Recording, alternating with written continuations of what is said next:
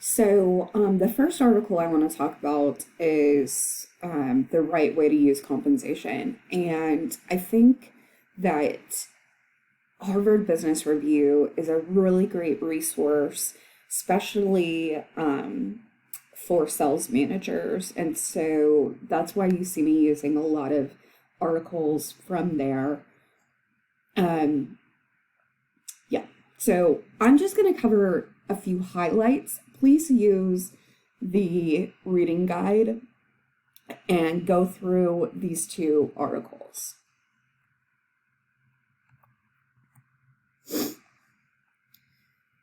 So, a couple of key takeaways from this article is that compensation is not the only motivation for salespeople.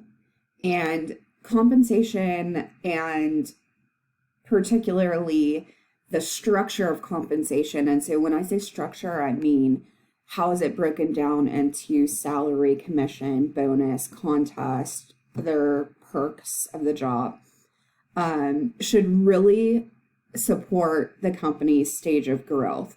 And particularly, they talk about these three different areas. So customer acquisition. So when you're building the business, you're in the newer stages and you're trying to get a lot of new customers. And then once you are more established, really maintaining those relationships and growing with your customers and developing those relationships further. And then more in a growth stage, where you're just managing the growth level that you're at. And so you kind of want to stay around where you're at. So it's not that you're not adding new customers, you are adding new customers, but you're not as aggressively seeking new customers. You're just more in a maintenance stage. And so with customer acquisition, like I said, you want new customers. So one recommendation is base salary, and this is what this article says, base salary, and then a 50% commission with a 4-month clawback on commissions. And so a clawback is definitely something you need to know about, and important for you to understand as a salesperson, but also important as a sales manager. A clawback means that if a customer does not stay for 4 months, then you lose that commission. So a new customer can't sign up, be there for a month, and then leave. So what this helps with is people or salespeople just signing up anyone and everyone. So this makes it where you actually have to look for a qualified prospect. And it helps make sure that you get sustainable customers that you can build a long-term relationship with. In success and retention, you are going to focus on developing that relationship. So having more long-term customers. And so what you want to do in those stages is focus on the retention rate. So on sustainable growth, we're looking at revenue generated.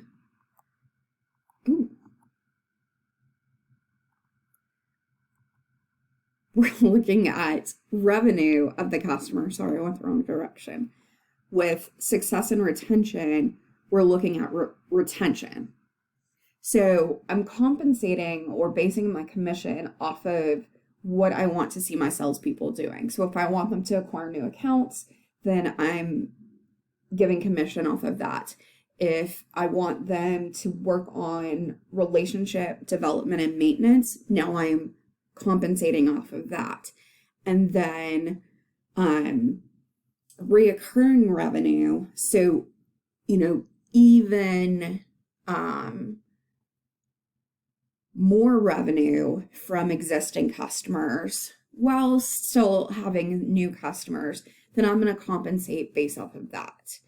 But the overall takeaway is you need to look at what your company's objectives are and then compensate in a way that drives behavior that attributes to those objectives. So, some recommendations on compensation: make it simple. I used to hate trying to figure out like if we achieved our corporate objectives to see the level of commission because it was so convoluted. And make it simple so that you know, or your salespeople know, how they're going to be rewarded. If I do XYZ, then this is what I get per level. Obviously, like I said, you want to align with the company's goals. The other thing is the timeliness. And I mentioned this before. You want success or failure to be reflected soon so that either you continue with behaviors or correct behaviors. So this article, which I think is a really great article for sales managers, in particular in managing different types of salespeople and how to motivate each type of salesperson. So the key takeaway, and what I focus on is that there are 3 types or 3 buckets of salespeople. So you've got laggards, core performers, and stars. And so obviously stars are going to be your top performers. Core performers are going to be just your solid performing salespeople. And then laggards that may be, they're either not great salespeople, or they could be towards the end of their career and therefore not putting in the effort that they once did. And so different type of salespeople need to be, their compensation plan kind of needs to reflect, or your overall compensation plan needs to address what motivates these different salespeople, these different performers. So with a star, so your very top performers. And if you notice on this bell curve, the majority of your salespeople are going to be in that core performer bucket. So the most logical compensation plan would focus primarily on that while including aspects for stars and laggards. So with stars, a big thing is no cap on your pay. So why no cap on your pay? Well, they're performing at a high level. If you want them to keep performing at a high level, keep going, then you don't cap what they can make. If you cap what they can make, why would I outperform the cap if I'm not going to make any more for more effort? Same concept with the overachievement commission rates. With my core performers, so probably, 70, let's just say 70% of my salespeople. You want multi-tier targets. So what that means, as I work harder, I hit different levels and make more money. And then you could have the top level that if you exceed that, then there's an overachievement commission rate, which would motivate also the stars even further. Also, this is a good area, core performers, to use sales contest with varying prizes. So if you do a short-term sales contest, so let's say maybe it's a week or a month, then there would be, an incentive that was reflected in a timely manner. If it's a yearly sales contest for a trip, laggards, quarterly bonuses work well. So again, that goes to the timely thing.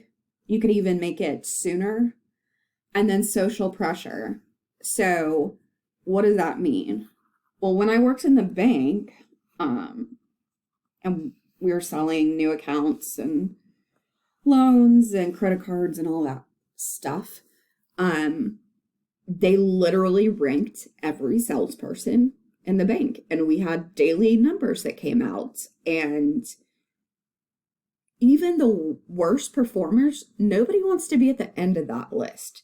So that's a motivation to do better, because I don't want to be at the end of the list. So social pressures work well in that scenario. So let's talk about a draw. So we've talked about commission. There are different configurations, and really this multi-tier target is one. And then in the Roberg article, looking at stage of growth of the company is really another good one. But the big thing I want to talk about is draw. What is a draw? A draw essentially, a lot of times it's used when you're 100% commission or very high level of commission where your base salary is low. With a draw, what you would do is you would say, I need X amount in every paycheck. So I think I have, yeah. So you say, I need X amount in every paycheck.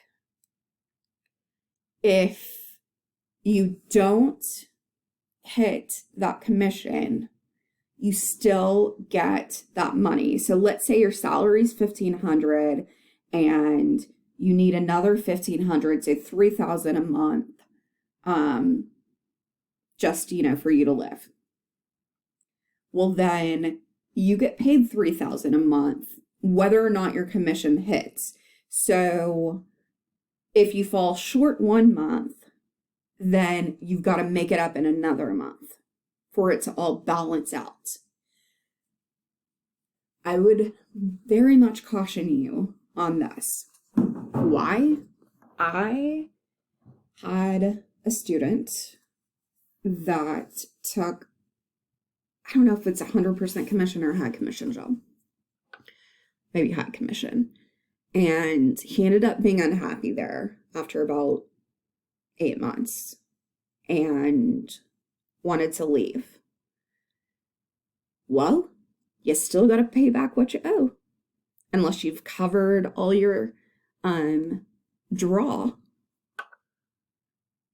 with commissions. So when he left, he actually had to pay the company like $6,000.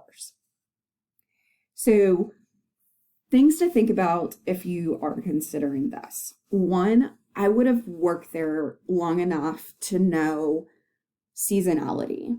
So if I know like a particular quarter is going to be ridiculously profitable and then the next quarter is going to be not as good, then I might implement this. But honestly, what I would do is I would just save money in my more profitable quarters so that when I get into those quarters that are more difficult, then I can just take out of savings as opposed to owing the company money.